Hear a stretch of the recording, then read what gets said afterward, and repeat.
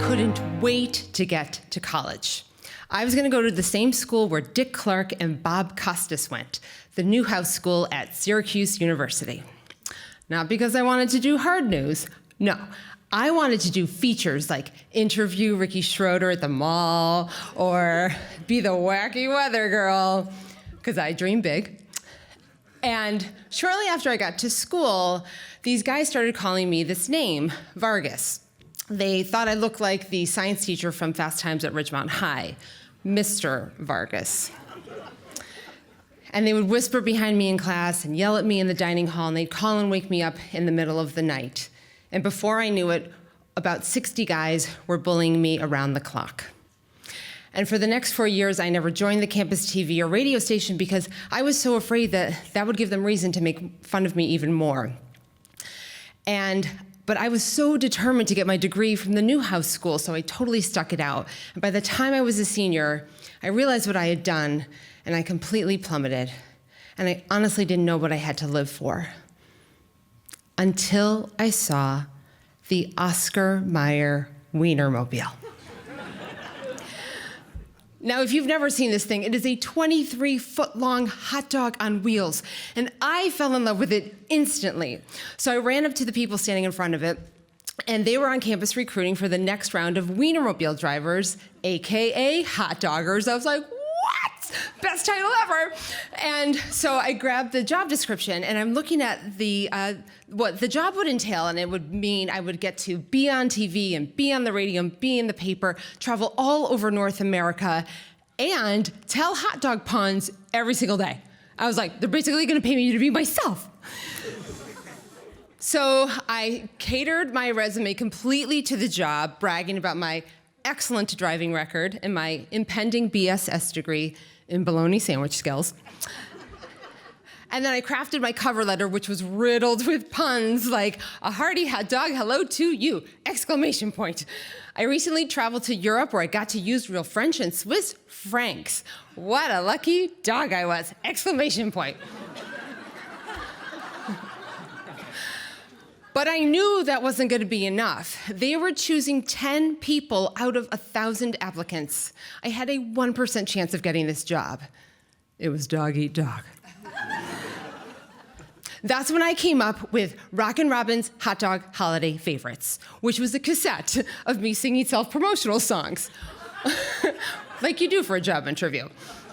With hits like, Oscar Mayer, do you hear me? Wanna be in that weenie? And Robin, Gelfenbien, that is my name all the time.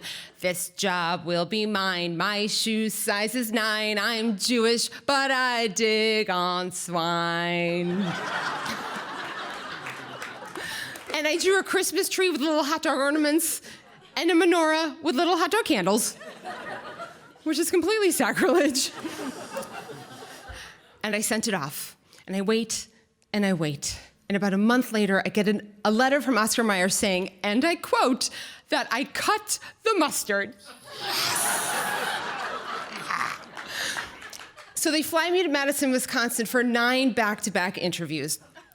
And the day starts at 7 a.m. sharp. I'm in the conference room surrounded by all of my competition. And these people were not messing around. One guy made a miniature version of the Weinermobile, and another guy, for his on-camera interview, was going to do a debate between Ross Perot and Bill Clinton as to which topping is best on a hot dog. But I knew I was going to give them a run for their money. So I meet with HR and PR and sales and marketing. I'm on my way to my on-camera interview, and I get to the door, I look down, and I am horrified. And I think, how the hell am I gonna tap dance on carpet? And so I politely ask the cameraman to pan down to my shoes so they could see I'd gone the extra mile, and I launch into my routine. And I'll give you guys a little taste of it right now.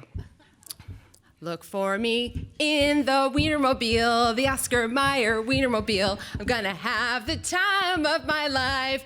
And then it keeps building and building. By the end, I'm like, the Weinermobile of life will come to you. I look like a snow angel on crack, and I stick the landing like, ah.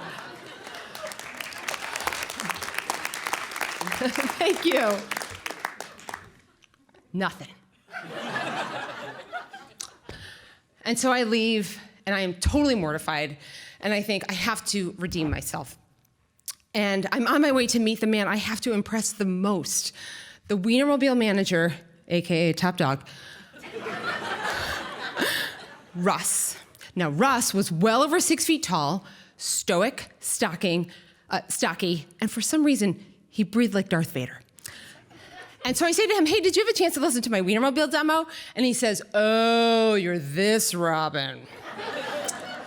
And then he opens his top desk drawer to reveal Rockin' Robin's hot dog holiday favorites. My heart starts beating faster, and I think, oh my God, he knows my work. And he says, no, I haven't listened to it. I said, well, if you want, you can listen to it on my Walkman right now. And he goes, that won't be necessary. I said, how about this? Why don't I sing a few songs that didn't make it on the album, the B-sides? And so I launch into the first song, no response. And I think, Robin, go big or go home. I sing the second song, and the last line I sing is, I'm gonna have this job before I'm dead. And he goes, And I'm not sure what that means. But I assume the worst. And I leave Oscar Mayer completely dejected. I cry the entire flight home. And I get back to Syracuse, and I'm going on these interviews for things I do not want. All I want to do is drive a weenie bagel. And then about a month later, the phone rings, and I pick it up, and I hear, Robin! I'm like, I know that voice. I know that weird breathing. And he says, this is Russ from Oscar Mayer calling to offer you a position as one of our hot doggers. And I was like, yes, oh my God, yes. And I'm crying and I'm screaming. It's as though he just proposed to me. And I was so excited because for those 4 years, I completely lost sight of who I was. Someone with unbridled enthusiasm and so much drive. And this job gave that all back to me in spades. And it was all worth it because it was truly a job to relish. And that's no baloney. Thank you.